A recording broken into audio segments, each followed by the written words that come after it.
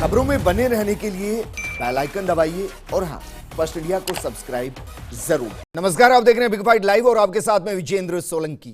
कोटा, जिसे शिक्षा नगरी कहा जाता है, जहां हर साल सुनहरे कल का ख्वाब सजाए लाखों स्टूडेंट्स यहां पर पहुंचते हैं, लेकिन अफसोस इस वक्त कोरोना की जद में आने की वजह से वो बेचैन है, वो परेशान है, वो अपने सपनों के साथ साथ घर लौटना चाहते हैं। लेकिन इस बीच यूपी, मध्य प्रदेश, छत्तीसगढ़ और अन्य राज्य जहां बीजेपी की सरकार, वहां से बसों को रवाना किया गया ताकि कोटा के अंदर जो छात्र मौजूद हैं उनको घर वापसी कराई जा सके। बस यहीं से सियासत शुरू होती है। जेडीयू और बिहार के मुख्यमंत्री नीतीश कुमार कहते हैं कि अगर लाना था तो सबसे पहले मजदूरों को लाया जाता जो घर से बाहर हैं, सड़कों पर है, कैंप के अंदर हैं और जिनके पास खाने को पैसे नहीं हैं। तो क्या वाकई में इसको लेकर राजनीति की गई?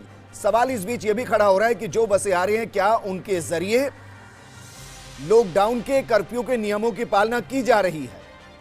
कहीं ऐसा तो नहीं कि छात्रों की मूवमेंट के जरिए कोरोना को बढ़ाया जा सकता है, बढ़ाया जा रहा है? आज बात इसी मुद्दे पर करेंगे। क्या वाकई में छात्रों के मूवमेंट के जरिए, उनके पलायन के जरिए, उनकी घर वापसी के जरिए क्या राजनीति का एक नया रास्ता खोल दिया गया है?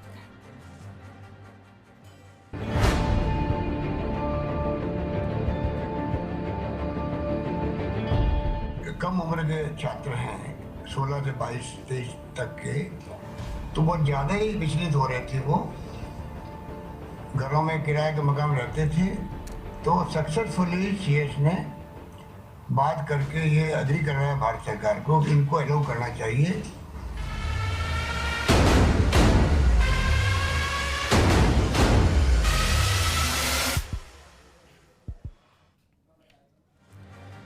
तो क्या वाकई में मान लिया जाए कि कोटा से बच्चों की घर वापसी सियासी हथकंडा बन गई है? क्या वाकई बच्चों के लिए बस तैयार है और मजदूर बेबस रहने के लिए मजबूर है? क्या वाकई कोटा सियासत का केंद्र बनता जा रहा है? और सबसे बड़ा सवाल, कोटा के इस मसले में सियासत का कितना कोटा यानी कि आरक्षण है? बिग फाइट में बहस आज इसी मुद्दे पर करेंगे और इस पर बात करने के लिए खास मेहमान हमारे साथ मौजूद है। हमारे साथ मौजूद है कांग्रेस नेता ज्योति खंडेलवाल जी, हमारे साथ मौजूद है बीजेपी नेता सुमन शर्मा जी, हमारे साथ मौजूद हैं प्रोफेसर जेएलएन हॉस्पिटल के डॉक्टर माधव गोपाल अग्रवाल जी और साथ में मौजूद है कोटा संवाददाता भंवर आचार्य। भंवर, शुरुआत में आपके साथ करना चाहूंगा क्योंकि जो भंवर जाल कोटा के अंदर तैयार किया गया, क्या वाकई में आपको लगता है कि उस भंवर जाल के जरिए बच्चे सुरक्षित अपने घर पर पहुंच जाएंगे या फिर इससे कोरोना फैलने के संकट की शुरुआत भी हो सकती है?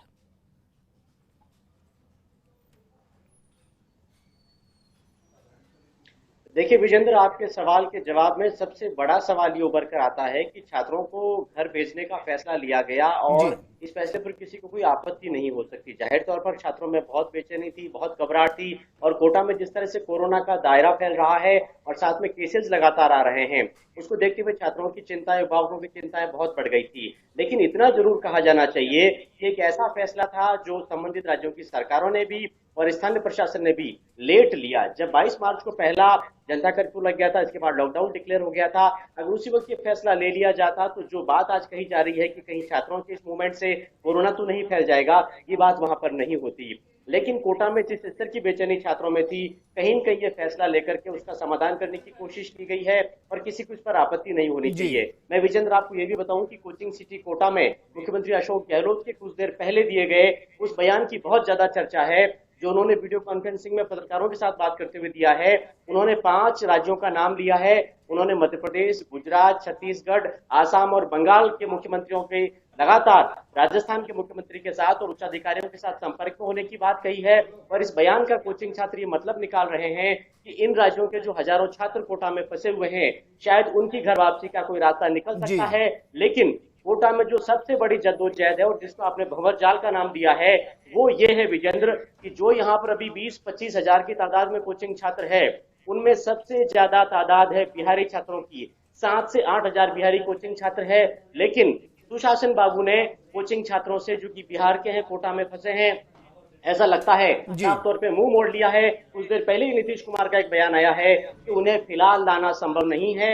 वो जहां है वहीं रहेंगे। एक बार ठीक है, फिर से हमारे आपको साथ आंकड़े सुमन शर्मा जी जुड़ी हुए हैं। सुमन शर्मा जी, गठबंधन के बंधन में वैसे तो बीजेपी वहां पर बंधी और उसके बाद सत्ता सुख भी भोग रही है, लेकिन जिनके साथ सत्ता सुख भोगा जा रहा है वो दरअसल कह रहे हैं कि बीजेपी जो कर रही है वो गलत कर रही है। देखिए ब्रिजेंद्र, एक बात तो पहले मैं स्पष्ट कहूँ कि ये कोटा के छात्रों का जो पलायन मतलब अपने गृह क्षेत्र की ओर हुआ है, उसके पीछे अभी भंवर कह रहे थे, मैं सुन रही थी कि विलंब हुआ। अगर ये पहले हो जाता तो बहुत अच्छा होता। बिल्कुल मैं मानती हूँ इस चीज़ को, भंवर बिल्कुल सही कह रहे हैं कि विलंब हुआ। ये तो छात्र लगातार प्रशासन से गुहार कर रहे थे, लेकिन प्रशासन उनकी सुन नहीं रही थी। फिर लोकसभा के स्पीकर ओम जी बिरला तक बात गई और उन्होंने सब सरकारों से बात करके, यहाँ के मुख्यमंत्री को भी मैं धन्यवाद देती हूँ कि उन्होंने भी इसको गंभीरता से लिया और छात्रों का अपने अपने गृह क्षेत्र में जाना प्रारंभ हुआ।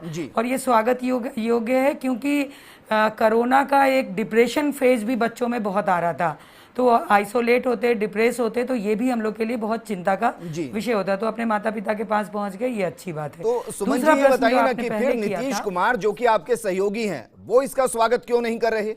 वो क्यों कह रहे हैं कि ये पॉलिटिक्स है? उसी का जवाब दे रही हूँ मैं ब्रिजेंद्र। मैं ये कहना चाहती हूँ कि हमारे सहयोगी ज़रूर हैं, लेकिन अगर उन्होंने लेबर जो मजदूरों की चिंता जताई है, ये अच्छी बात है, ये स्वागत योग्य है, लेकिन इन बच्चों को भी उनको स्वीकार करना चाहिए। ये भारत के हमारे राज्य के बच्चे हैं और वहाँ गए हैं, तो उनको लेके उनके मन में इतनी भावना है, तो वो मजदूरों के लिए जहाँ जहाँ उनके मजदूर फंसे हैं उनको मालूम है, वो बसों की व्यवस्था करा दें। ठीक है, मैं वापस मैं आपके पास आऊंगा, लेकिन एक और सवाल मैं आपसे यहाँ कर रहा हूँ, क्योंकि जब गठबंधन की सरकार बनती है तो मिनिस्ट्री को लेकर एक कोटा तैयार किया जाता है। जो वहां पर बीजेपी के नेता हैं, उप मुख्यमंत्री का सुख भोग रहे हैं, कुछ तो कोटा उनका भी होगा कि कोटा से स्टूडेंट्स को निकाल लिया जाए, ना सुना जाए कि मुख्यमंत्री क्या कह रहे हैं। क्या बिहार से कोई बस आई है यहां पर? नहीं, जरूर इसके मैं आपको बताऊं कि ये जब मुख्यमंत्री नीतीश कुमार जी का ये बयान आया, तो फिर ये अंदरूनी चर्चा वहाँ प्रारंभ हुई है। वो अपने लेवल पे वो लोग कर रहे हैं, ज़रूर करेंगे। इन बच्चों को एक्सेप्ट किया जाएगा, वो उस राज्य के बच्चे हैं, वहाँ पहुँचेंगे तो उनको लिया जाएगा। और ये मान के चलिए कि जल्दी उनको भी बिहार के जो बच्चे कोटा में बैठे हैं वो निराश ना हो। आप लोग के चैनल के माध्यम से वापस मैं आपके पास आऊंगा मैम, क्योंकि कुछ और सवाल आपके लिए हैं, लेकिन ज्योति खंडेलवाल जी हमारे साथ है। ज्योति खंडेलवाल जी, क्या वाकई में आपको लगता है कि नीतीश कुमार ने जो बयान दिया कि दरअसल छात्रों को अपनी घर वापसी कराकर बीजेपी पॉलिटिक्स कर रही है, अगर वाकई में उसको चिंता होती और अपने प्रदेश के लोगों की चिंता होती तो सबसे पहले घर वापसी मजदूरों की कराई जाती, जो पैदल सैकड़ों किलोमीटर चले, हजारों किलोमीटर चले, कुछ ने जान गंवा दी और कुछ अभी भी ना जाने कहां दरजूल है, कोई नहीं जानता। देखिए विजेंद्र जी, मैं सबसे पहले तो ये कहना चाहूँगी कि कोरोना की इस लड़ाई में चाहे कांग्रेस पार्टी हो और चाहे राजस्थान की सरकार हो, दोनों ही किसी भी तरह की कोई राजनीति शुरू से पहले दिन से नहीं कर रहे। वो यही कह रहे हैं कि इस लड़ाई को हमको मिलकर के लड़ना है और ये समय नहीं है जिसमें राजनीति की जाए। और आप खुद देख भी रहे हैं कि राजस्थान के माननीय मुख्यमंत्री अशोक गहलोत जी ने भी पूरी तरीके से इस बात को निभाया भी है। उन्होंने इस बात को साफ कहा है कि जो व्यक्ति अगर हमारे यहाँ पर है, चाहे वो किसी भी प्रदेश का हो, तो हमारी जिम्मेदारी है और हम उन तक जो उनकी ज़रूरतमंद होने के नाते जो उनको सुविधा चाहिए, जो उनको व्यवस्था चाहिए, भोजन चाहिए, राशन चाहिए, जो चाहिए हम उपलब्ध करवाएंगे। ये हमारी जिम्मेदारी है और इसके लिए वो दिन रात लगे हुए हैं। अगर वहाँ की सरकार चाह रही है, दूसरे राज्य की सरकार, की वो यहाँ से आकर के अपने जो राज्य के जो लोग हैं उनको ले जाना चाहती है, तो उसके लिए भी राज्य सरकार ने सहर्ष अपनी जो है सहमति जताई है और ये प्रयास किया है कि अगर वो वहाँ तक उनको लेकर के जाना चाहती है तो वो उनको लेकर के जाए। हमारी ओर से ना तो ये है कि आप केवल विद्यार्थियों को क्यों लेकर के जा रहे हो, आप मजदूरों को क्यों नहीं लेके जा रहे, या आप मजदूरों को भी लेकर के जाओ, नहीं तो हम विद्यार्थियों को, हम कोई राजनीति इसमें नहीं कर रहे हैं। हम बिल्कुल स्पष्ट, बिल्कुल साफ हैं कि जैसा बेहतर ढंग से हम सब मिलकर के कोरोना की इस लड़ाई में, इस लॉकडाउन के पीरियड में हम जो बेहतर से बेहतर सुविधा दे सकते हैं वो दें। और जहां तक बात राजनीति करने की, अब ये आपस का मामला है बीजेपी और जेडीयू का कि आप मजदूरों को बुलाना चाह रहे हैं या नहीं बुलाना चाह रहे हैं, केवल छात्रों को बुलाना चाह रहे हैं। लेकिन ये बात तो सही है कि सरकार किसी एक तरफ बायस्ड तो नहीं हो सकती। आपको प्रयास तो या तो ऐसा करना चाहिए कि जो बिल्कुल, ये बात भी ठीक है कि मजदूर है वो सड़क पर है, छात्र तो फिर भी हॉस्टल में रह रहे थे या घर पर रह रहे थे, मजदूर जो है वो बिल्कुल सड़क पर है। लेकिन ये बात भी सही है कि बच्चे हैं वो डिप्रेशन में हो जाते हैं पेरेंट्स के साथ इतने लंबे समय से ऐसे माहौल में रहने पर, और उनको भी संभालना हमें जरूरी है। तो सरकार को ऐसी व्यवस्था करनी चाहिए कि वो सब वर्गों का ध्यान रखे। और मैं इस मामले में माननीय मुख्यमंत्री अशोक गहलोत जी का धन्यवाद देना चाहूंगी, उन्हें सब वर्गों का ध्यान स्वागत करें इस फैसले का कि छात्र अपने घर पहुंचे। सवाल यह भी है कि मजदूर भी अपने घर पहुंचे, हर कोई अपने घर पहुंचे सुरक्षित तरीके से। राजस्थान सरकार पूरी तरीके से तत्पर है, तैयार है। जैसा अन्य राज्य की सरकारें चाहेंगी, जैसी वो व्यवस्था चाहेंगी, राज्य सरकार निश्चित रूप से उन्हें उपलब्ध करवाने में कोई कोताही नहीं हॉस्पिटल अजमेर के प्रोफेसर डॉक्टर माधव गोपाल जी जुड़े हुए हैं। माधव जी, सवाल आपसे राजनीति का तो नहीं है, लेकिन सवाल यह है कि जो तस्वीरें, पहले मैं आपको एक तस्वीर दिखाता हूं सर, कोटा की तस्वीर। जब ये मूवमेंट हो रही थी, जब छात्रों को पलायन कराया जाया था बसों के जरिए, तो उस वक्त वहां की सिचुएशन क्या थी, ये मैं तस्वीरों के जरिए आपको दिखा रहा हूं। ये तस्वीरें जरा देखिए। कोटा के अंदर लॉकडाउन है, कर्फ्यू लगा हुआ है, उसके बावजूद जरा देखिए बच्चे किस तरीके से झुंड बनाकर बैठे हुए हैं। ना तो 3 फीट का गैप है, ज्यादातर के चेहरे पर मास्क भी नहीं है, और वो इस तरीके से बैठे हुए हैं। तो अग्रवाल साहब, अब मेरा सवाल आपसे यह है कि जिस तरीके से छात्र बैठे हुए हैं और जिस तरीके से बस के अंदर इनको ले जाकर अलग अलग जगहों पर छोड़ा जा रहा है, सर एक बस में मेरी जानकारी के मुताबिक 28 लोगों को भरा गया और उनको छोड़ा गया है। आपको लग रहा है सुरक्षित है?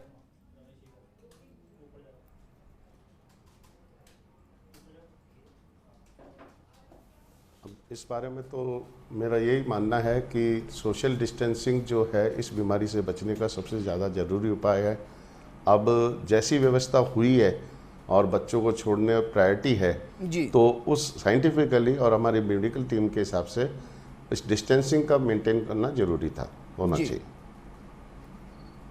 तो सर आप मानते हैं कि थोड़ी सी चूक यहां पर हो गई है? सवाल मैं इसलिए कर रहा हूं क्योंकि आज एक खबर आई कि कोटा से जो यूपी के लिए बच्चों को छोड़ा गया, उनमें से गाजीपुर जाने वाली बस के अंदर एक लड़की कोरोना पॉजिटिव मिली है। अब सवाल उन 28 लोगों पर तो खड़ा हो ही गया जो उस बस के अंदर मौजूद हैं। सवाल इस भीड़ को देखकर मेरे जहन में यह आ रहा है कि वो बच्ची यहां कितनों से मिली होगी और कितनों को यहां इफेक्ट किया गया होगा। अब इसकी गारंटी कौन लेगा सर?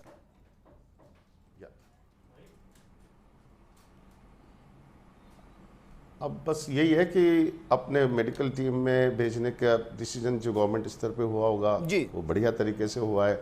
अब उसको एग्जीक्यूशन जो करना था, जो भी है उसमें कुछ अगर कोरोना पॉजिटिव मरीज गया है तो थोड़ा सा सावधानी के तौर पर करना चाहिए था, मैं तो ये मानूंगा। आपको सर ये भी लगता है कि बस के अंदर अगर मूवमेंट करनी थी, क्योंकि हम स्वागत कर रहे हैं, छात्रों को घर जाना चाहिए, मजदूरों को घर जाना चाहिए, क्योंकि वो कब तक फंसे रहेंगे इस तरीके से। लेकिन मेरा सवाल ये कि क्या 3 फीट की मिनिमम दूरी को मेंटेन करना चाहिए था, चाहे बस के जरिए ही मूवमेंट होती?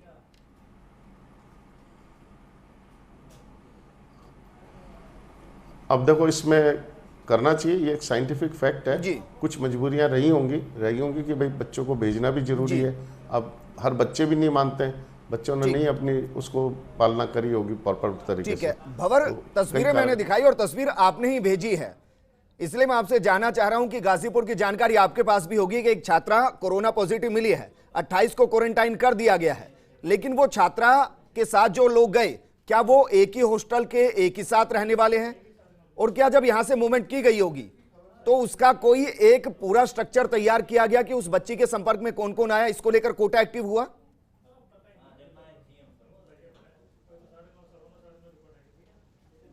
देखिए विजेंद्र, मेरे पास बिल्कुल फ्रेश अपडेट है जो अभी अभी मिला है। मैं आपको भी और दर्शकों को भी अपडेट कर दूं। गाजीपुर की जो छात्रा पॉजिटिव पाई गई थी वो रैपिड टेस्ट में पॉजिटिव पाई गई थी, बीमार थी और उसमें लक्षण कोरोना के मिले थे, लेकिन जो कंफर्मेटिव टेस्ट हुआ है उसमें वो छात्रा नेगेटिव पाई गई है। तो ये चलिए भंवर, ये तो एक अच्छी चीज है कि आपने एक राहत की खबर दी, कम से कम एक टेंशन आपने खत्म की है।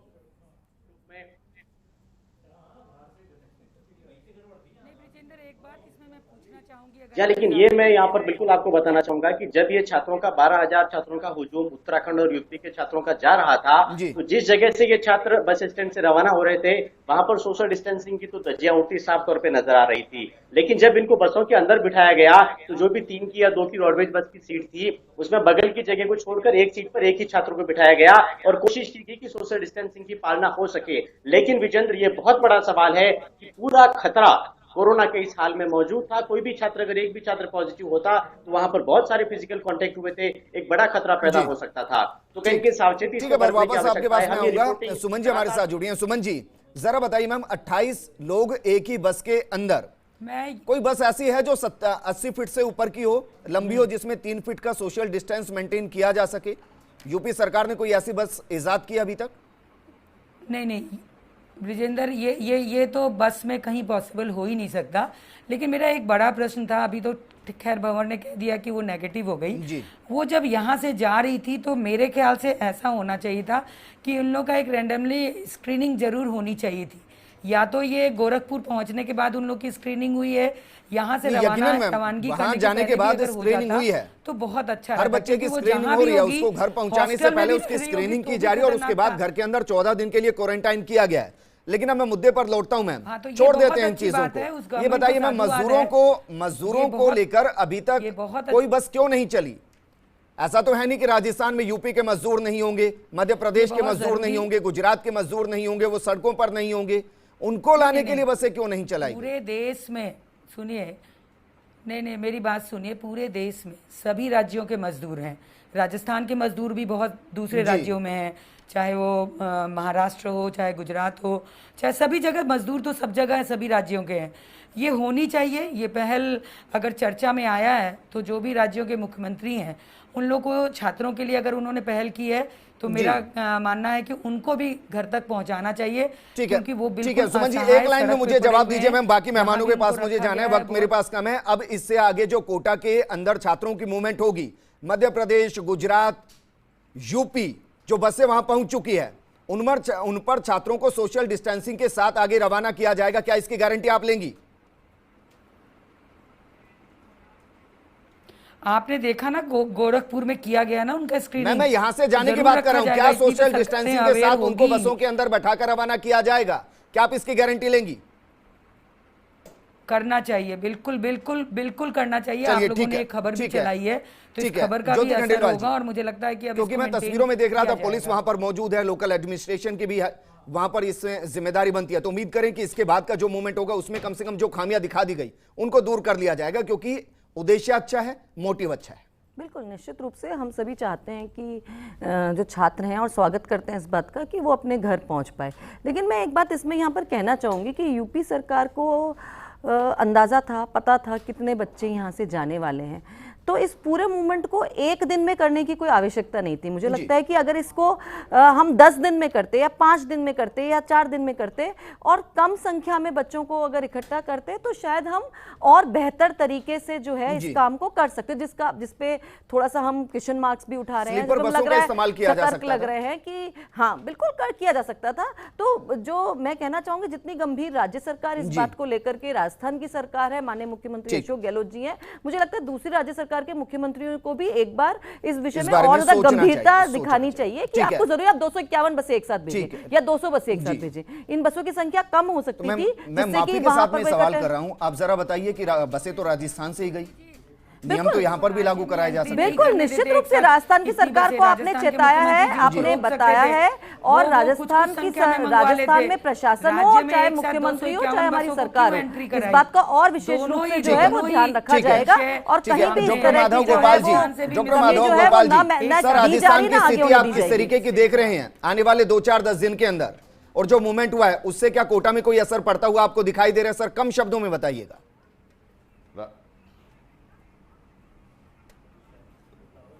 राजस्थान में अभी तक तो पेशेंट की संख्या काफ़ी कम है, कुछ पॉकेट्स में पेशेंटों की संख्या है कोरोना पॉजिटिव वालों की, और जो मूवमेंट होता है बाहर के जो पेशेंट आते हैं या बाहर का बंदा, उससे उसकी संभावना ज़्यादा बढ़ती है। उनको पहले क्वारंटाइन करके उनको टेस्ट करके ही अपने राज्य में एंटर होना चाहिए। तो सर अभी हम सैचुरेशन फेज में हैं, रिटार्डेशन फेज में हैं?